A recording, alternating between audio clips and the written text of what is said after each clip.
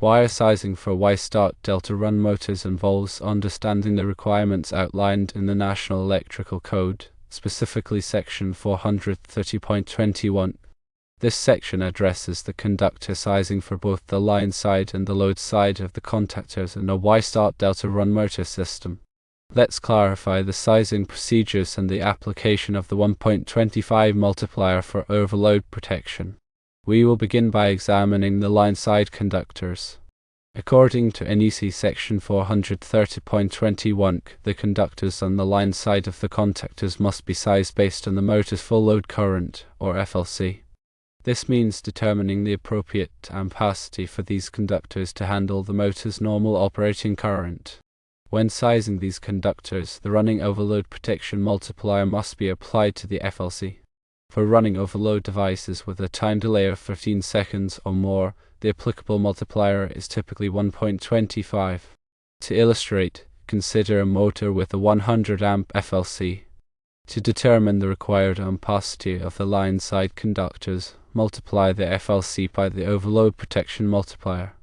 In this case, it would be 100 amps multiplied by 1.25, which equals 125 amps. This means the line side conductors must be sized to handle at least 125 amps. Next, we will address the contactor load side conductors. NEC Section 430.21 also specifies the sizing requirements for the conductors on the load side of the contactors.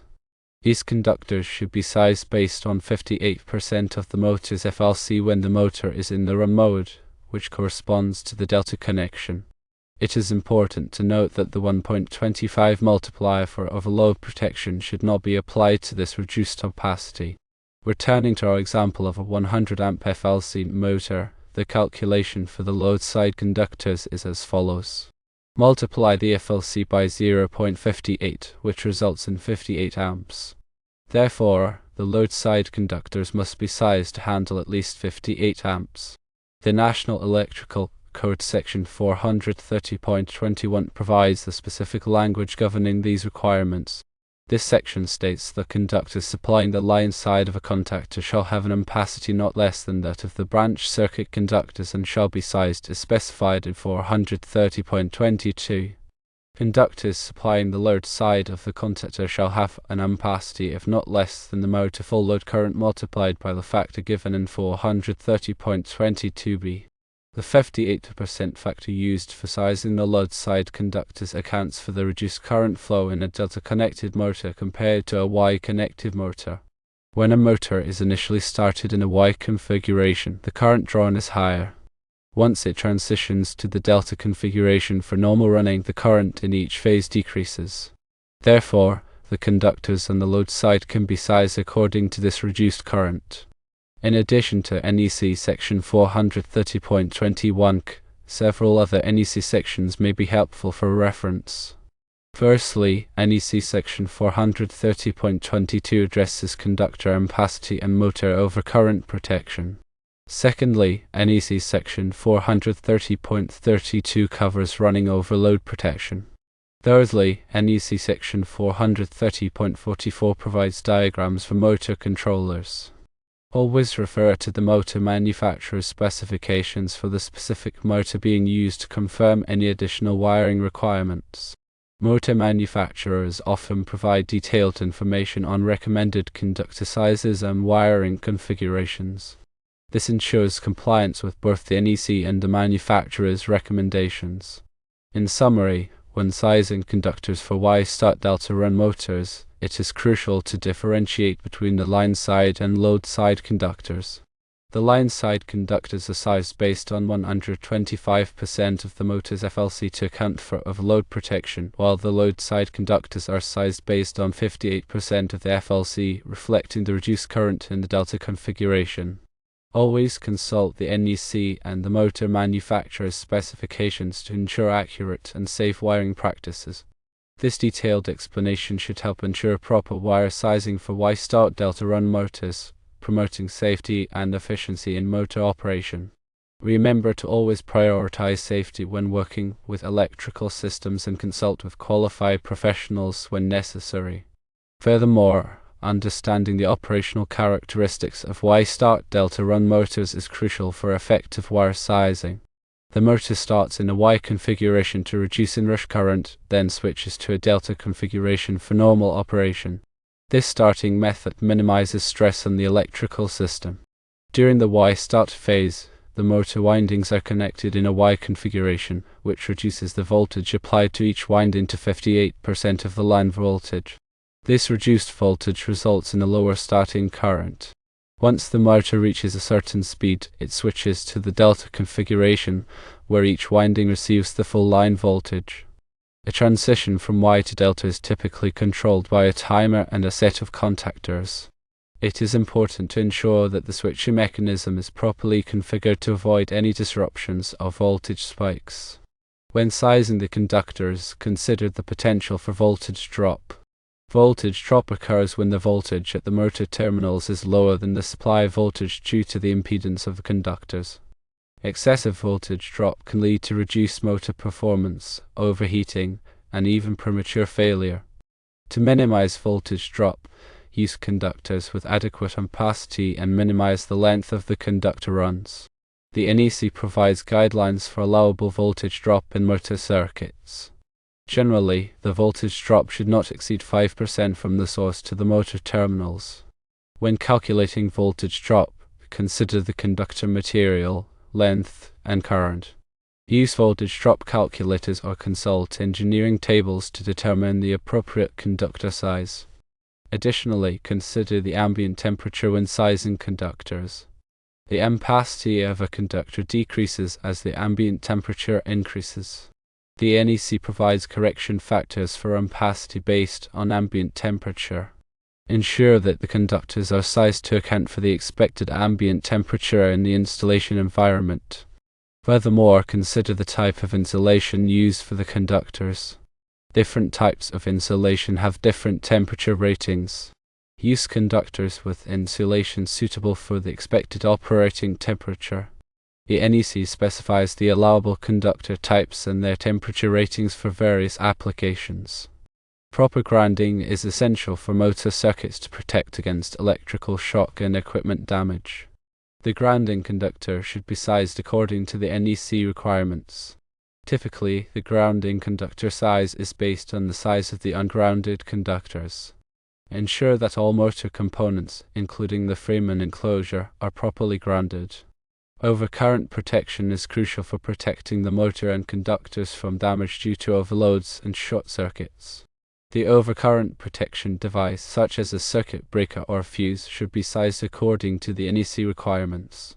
The size of the overcurrent protection device depends on the motor's FLC and the type of motor. The NEC provides specific guidelines for sizing overcurrent protection devices for motors. In addition to the NEC requirements, consider any local codes or regulations that may apply to motor installations. Local codes may have additional requirements or restrictions that must be followed.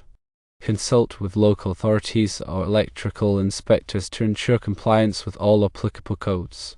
When selecting conductors for motor circuits, consider the environment in which the motor will be operating.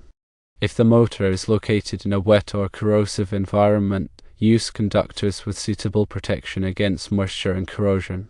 The NEC provides guidelines for selecting conductors for various environmental conditions.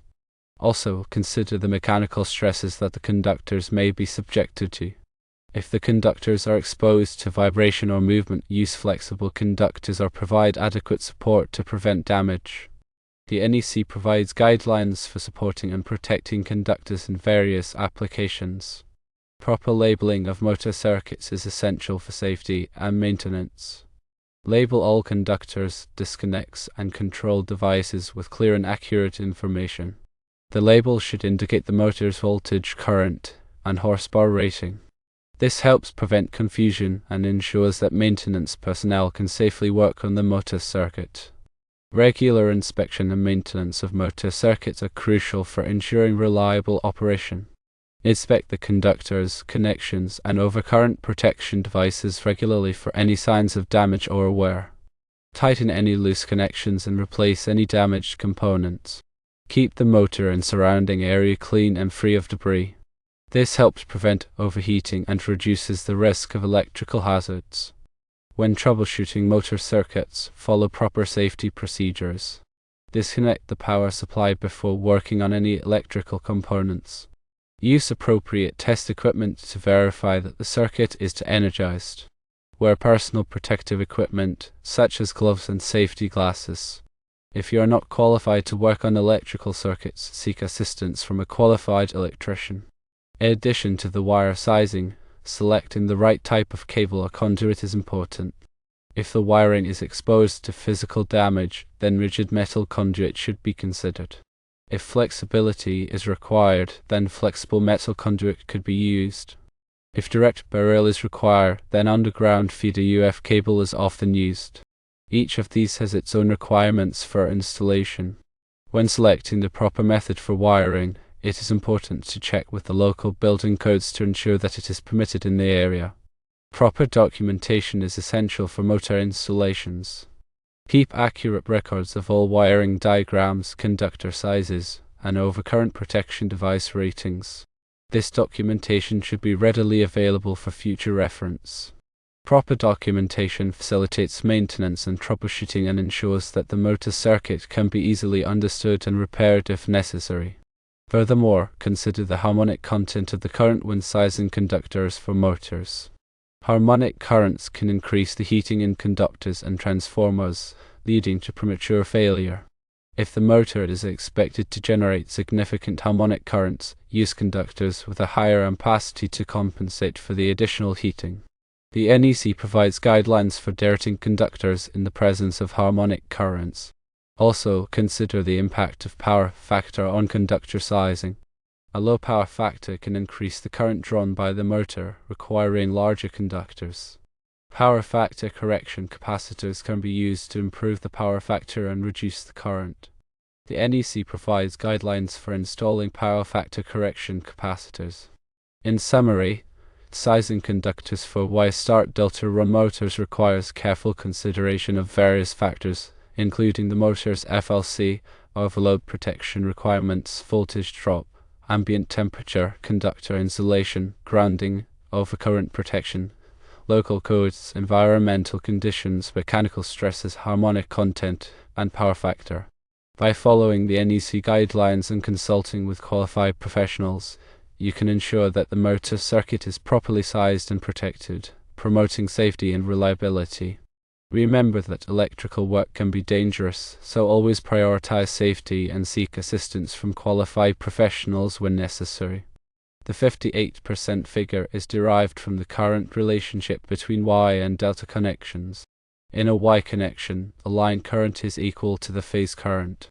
In a delta connection, the line current is equal to the square root of 3 times the phase current. Since the phase current in a delta connection is lower than the line current, the conductors on the load side can be sized based on this reduced current. The square root of 3 is approximately 1.732. The reciprocal of 1.732 is approximately 0.577, which is rounded up to 58% for practical applications. Therefore, the 58% factor accounts for the reduced current in each phase of the delta-connected motor compared to the line current. Understanding this relationship is crucial for accurately sizing the load side conductors and ensuring that they can safely handle the current.